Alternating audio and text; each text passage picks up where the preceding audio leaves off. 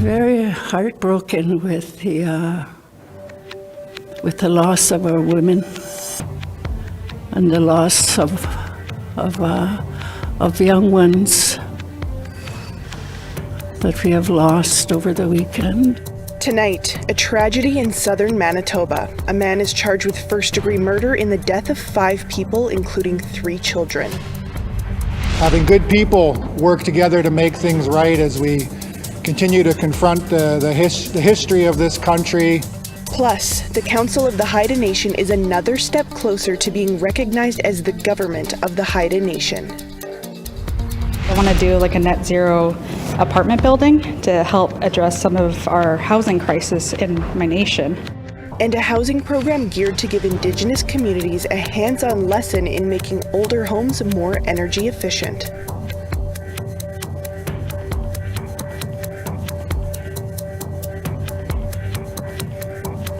Good evening and welcome to APTN National News. I'm Savannah Kelly. A tragic time for one Manitoba family. 3 children, a teenager, and 1 woman were found dead in 3 different locations in southern Manitoba Sunday morning. The children's father and common law partner to one of the women has been charged. Tamara Pimentel has more. Debris from a car fire on this Manitoba highway is what's left at one of the scenes where 5 family members were found dead Sunday morning. 29-year-old Ryan Manakisik has been charged with 5 counts of first-degree murder, following the deaths of his 30-year-old common-law partner, her niece, and their 3 children, aged 6, 4, and 2.5 months old. A GoFundMe page has been created to raise money for a funeral. In it, a family friend identifies the victims as Amanda, Javen, Bethany, and Isabella Clearwater, and Maya Grattan. And I'm very heartbroken with the loss of our women and the loss of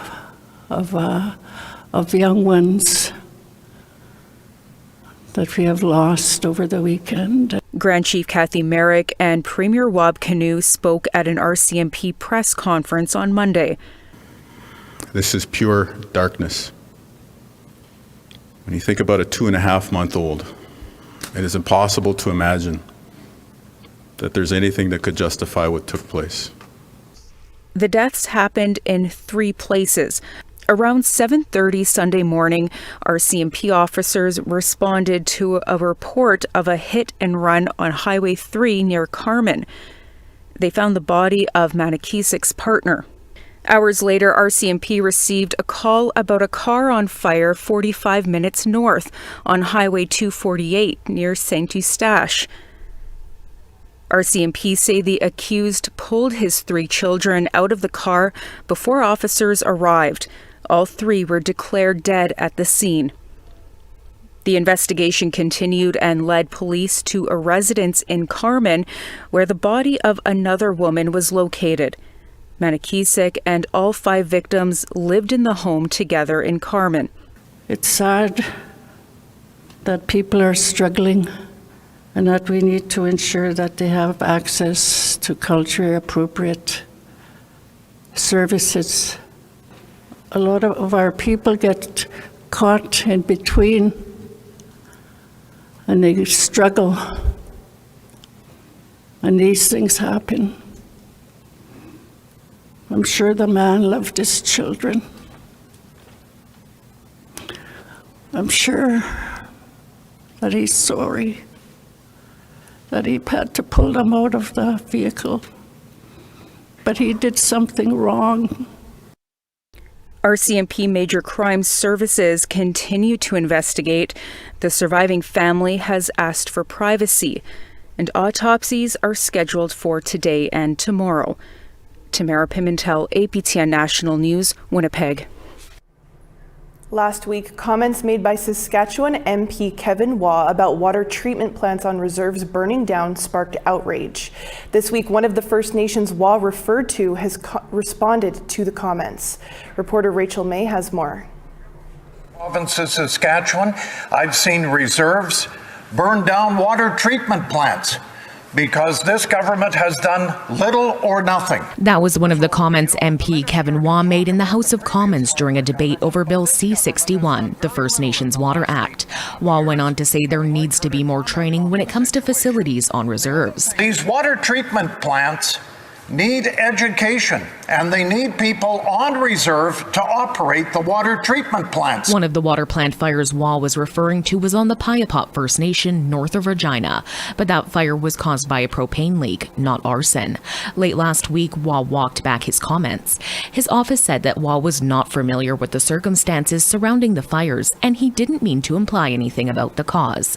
Piapot First Nation has now issued a statement calling for a formal apology from Waugh. Chief Mark Fox says Waugh's comments perpetuate racist stereotypes. These statements from the MP are not only without merit, but deeply disrespectful to the people of Piapot First Nation and all First Nations committed to the stewardship of our lands and resources. Fox says the comments made by Waugh shifted the focus away from real issues in the community regarding infrastructure and resource management. Piapot First Nation is not on the federal government's boil water advisory list. Rachel May, APTN National News, Saskatoon. To Edmonton now, Kenneth Cordelli was sentenced on Friday in Edmonton in the death of 30-year-old Billy Johnson, a mother of 2 children from the Samson Cree Nation. Cordelli was found guilty of manslaughter last September. He previously pled guilty to indignity to a body. The young woman's body was found in a wooded area outside of Edmonton. Justice Stephen Hillier sentenced Cordelli to 13 years in prison for manslaughter, indignity to a body, and violating parole. I'm just really upset, and he brought out really good litigating factors of her death and who was the cause of it. And this guy still got only 13 years. He's gonna be out in 5. I know this penal system, and when he's out in 5 and he hurts somebody else, then that's on them. And when that happens, I'm suing them. I'm suing them because they didn't put him away for life. The City of Winnipeg released their preliminary multi-year budget for 2024 to 2027. In it, the Winnipeg Police Service is projected to receive a $36.5 million increase over the 4 years compared to their budget in 2023. For 2027, the budget is expected to be around $363.5 million, the vast majority for salaries and benefits. Salaries and benefits will continue to make up around 85% of the police service's overall budget as it increases. According to the City of Winnipeg's compensation disclosure for 2022, which includes emergency responders, engineers, lawyers, and more, the top earner of all was Winnipeg's chief of police, making just under $300,000 that year. That's an increase of around $75,000 since 2015's disclosure report for the same position. Half of the top 10 and top 100 earners were also part of the police service in the 2022 report. A Winnipeg police abolitionist group says the money could be better spent on something else. What that looks like is, reinvesting money from the police budget into public housing. And so, making sure that people are housed. It means investing in safe consumption sites, and so that people aren't risking toxic poisonings and erratic potencies of substances, which is like a major safety issue, and it is killing a lot of people.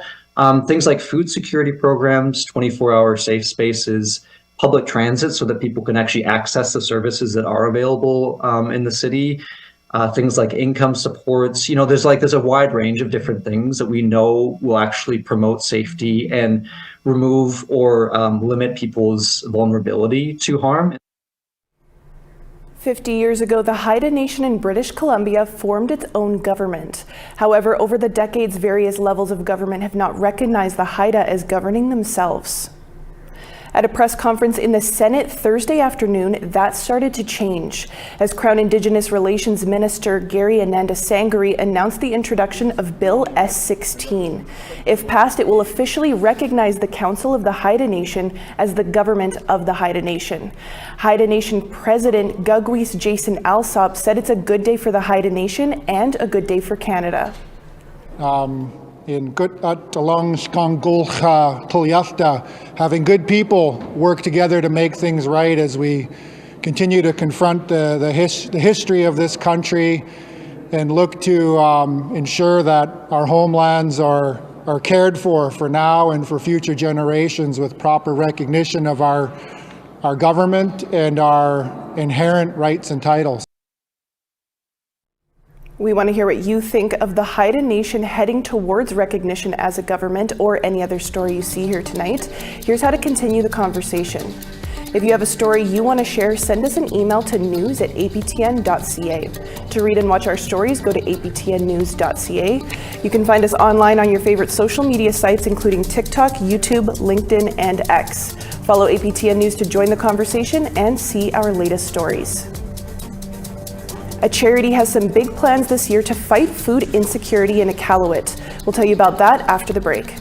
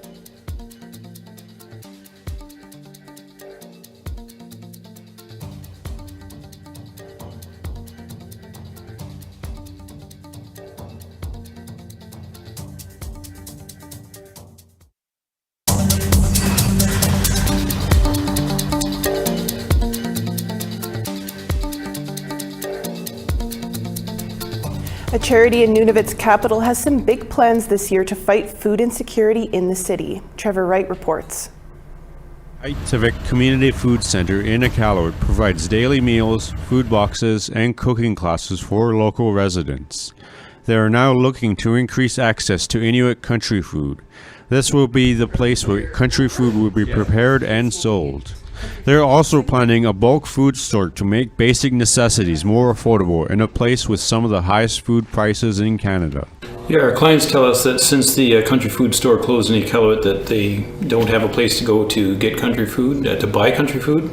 So we've filled some of that gap with the Inulitate country food box, and the bulk food store with the country food processing plant is going to fill some of that gap. The food center will be working with a network of hunters. So right now we are working with Project Nunavut, which is a social enterprise based here in Iqaluit, to access a network and build a network of hunters across the territory so that we're able as a customer to purchase country food consistently through different seasons from multiple communities. Rachel adds the new food store will really help low-income families. So, for instance, someone who's receiving income assistance here in Iqaluit who doesn't have dependents receives about $950 a month. To purchase a bag of flour at the grocery store, a full bag, is a significant purchase for someone who is relying on less than $1,000 a month. Both new facilities will present different pricing options, where residents pay what they can, just the overhead, or pay it forward. So it's a way for community members, not only community members who are on restricted or low incomes, to be able to access food more consistently and affordably, but also for community members who are higher income earners to support other community members and create a more equitable food system here in Iqaluit. They hope to get the new facilities up and running this spring.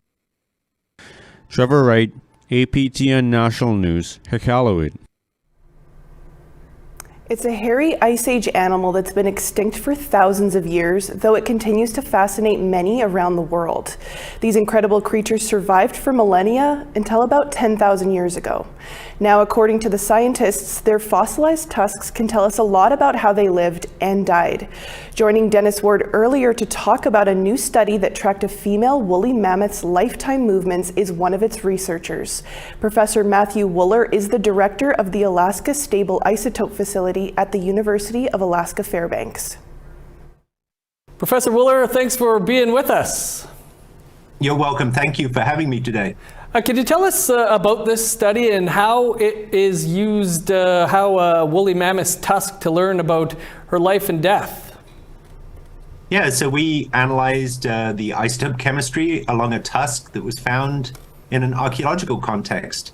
And we used that data that we found from the tusk to overlay on a map of the chemistry across Alaska and the Yukon. And we were able to figure out where this mammoth moved. And we found that the mammoth actually spent the last few years of its life in an area where you have the highest density of the earliest archaeological sites in Alaska. And that's in one of those, Swan Point, where the mammoth was found. Can you explain how this study shows woolly mammoths lived alongside early indigenous peoples in North America? Well, we know that they lived alongside people for a number of reasons. One is there's a number of archaeological sites, some of the earliest archaeological sites that actually have the remains of mammoths in them. We know that mammoth ivory was used as tools, manufacturing of tools by early people. And so we know from the dates on mammoths, and we know from the dates on archaeological sites, that people and mammoths overlapped by about 1,000 years. In Alaska and in the Yukon, for sure. Cool stuff. What does scientific evidence say about early humans and the extinction of woolly mammoths? Did they have a hand at all in their disappearance? I think the evidence seems to point that they almost certainly played a part, but some people believe that it was the dominant part to the extinction. But I don't really believe that. At this time, at 14,000 years ago, as mammoths were going extinct, sure, you had people arriving into interior Alaska, but you also had a kind of a roller coaster of climate change that was also going on as you came out of the Ice Age, and we started to get a warming and wetting environment. That really changed the environment for mammoths, and changed it in a way that wasn't great for mammoths. All right. Well, biotech company Colossal says it will have the science to de-extinct woolly mammoths by 2027. What are your thoughts on that? Well, I should be upfront. I mean, I serve on the scientific advisory board for the bioscience company Colossal, and I think the thing I think about this is that if we are to de-extinct mammoths, then we're going to need kind of studies like we've put out, better understanding their movement patterns, their ecology, where they like to eat, as well as some of the genetic information that you're going to need to do that de-extinction. So I think the more we learn about mammoths, the better. Well, Dr. Willers, pretty interesting stuff. Appreciate you taking some time for us to talk about it today. You're welcome. Thanks for having me. I really appreciate it. A housing program is teaching Indigenous people how to make their homes more energy efficient. More on that after this final break. Stick around.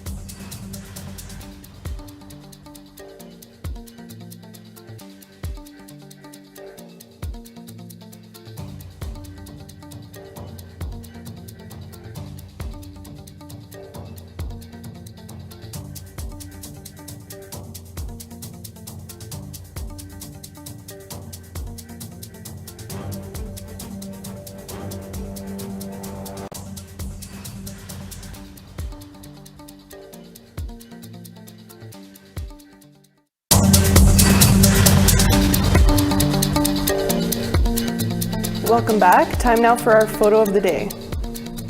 Marjolaine wanted to share a close-up photo of a neighborhood visitor. This little pine squirrel is enjoying a midday snack, all while posing for a picture. Quite the photogenic little guy there. Send your pictures to share@aptn.ca to be featured as our next photo of the day. Now let's take a look at tomorrow's weather forecast. Over on the East Coast, 0 degrees and snowy in Halifax, -2 in Charlottetown. Nain, flurries and -7 in Inukjuak, -17. Val-d'Or, flurries and -7 there. Montreal, 0 degrees. Sarnia, snowy and +1. North Bay, -6. Kapuskasing, -11 there. Timmins, snowy and -11. Churchill, flurries and -10. The Paw, -3. Princess Harbour, snowy, -4. Well, -4 everywhere in southern Manitoba. Regina, flurries and -4 there. North Battleford, -6. Stony Rapids, sunshine and -17. La Ronge, snowy and -14. Sunshine and -2 for Peace River. High Level, snowy and -4. Edmonton, -4 and snowy there. Medicine Hat, -6. Bella Coola, sunshine and 5 degrees. Kamloops, +3. Fort Nelson, -3 and sunshine there. Smithers, rainy and -2. Mayo, -14 and sunny. Rock River, -5. Sunshine and -13 for Norman Wells. Trout Lake, -4. Paulatuck, sunny and -9 there. Tuktoyaktuk, -16. Baker Lake, sunshine and -31, now yet snowy and -22. Arctic Bay, snowy there and -29, and Joe Haven, -32.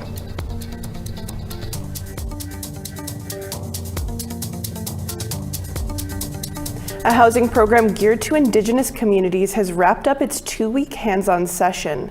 Making older homes energy efficient can be a challenge, but the 16 participants of the program are preparing to make a difference. Here's Annette Francis with that story. You should get good at being able to do both. There's a beautiful little bubble. You are much better coming this direction. See that job? Look at that. These hands-on experiences in retrofitting old homes would come in handy for Mercedes Sandy. She's the housing assistant in her community of Beausoleil First Nation in Ontario. She has a passion for safe, affordable housing. So when she heard about the Project Accelerator program, she jumped on board. Hopefully I want to do like a net zero apartment building to help address some of our housing crisis in my nation, but also kind of trying something new and kind of changing how we build our houses so that they're more efficient, so that they last longer. Indigenous Clean Energy is the organization behind the 18-month program. Its goal is to help participants create an energy-efficient work plan for their communities. At the end of it all, there's $125,000 available in project grants to assist each participant. And according to the project manager, Cody Cote, there will be ongoing supports available during the project stage. Majority of the projects are retrofits. They want to address the current housing stock first. Because the current housing stock, that's where we're seeing a lot of the challenges. But the good thing is that knowledge is transferable. So all of the building science stays the same. You can kind of take that and apply it to new builds. Corey Kaufelt is the Community Energy Coordinator in Pikwakanagan First Nation in Ontario. He says the skills learned here will help him to engage more with members to help address the issues in his community. There's lots of health issues because of poor housing. Everyone's paying high utility bills, or higher than they should be because subpar construction. And yeah, my goal is to address all those and to make the standard of living in Pikwakanagan much better. For Sandy, connecting with other Indigenous participants across the country has been empowering. We all come from those same situations. We have those same problems in our communities, and we're sharing knowledge of what they're doing in their communities and taking that knowledge, and we can bring it back to our nations and say, hey, this is what so-and-so is doing. We can do that.